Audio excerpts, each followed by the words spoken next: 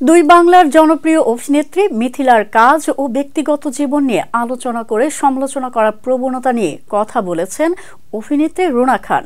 তার মতে, মিথিলা একজন প্রতিভাবান অভিনয় শিল্পী এবং তার ব্যক্তিজীবন নিয়ে সমালোচনা অত্যন্ত অসুন্দর একটি চর্চা। রুনা খান বলেন, মিথিলার মতো মেধাবী অভিনেত্রী বাংলাদেশে হাতে গোনা। তিনি একজন গুণী মানুষ, একজন শিল্পী।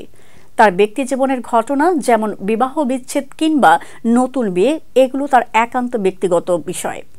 কিন্তু অনেকের দৃষ্টিতে মিথিলার চেয়ে ব্যর্থ নারী আর কেউ নেই।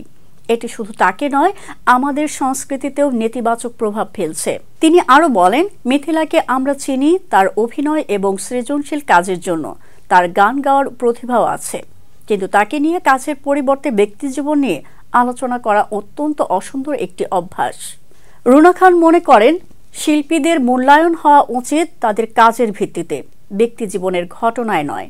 এ ধরনের সমালোচনা শুধু একজন শিল্পীর মানসিক স্বাস্থ্যের উপর প্রভাব ফেলে না, বরং নতুন শিল্পীদের জন্য একটি নেতিবাচক উদাহরণ তৈরি করে।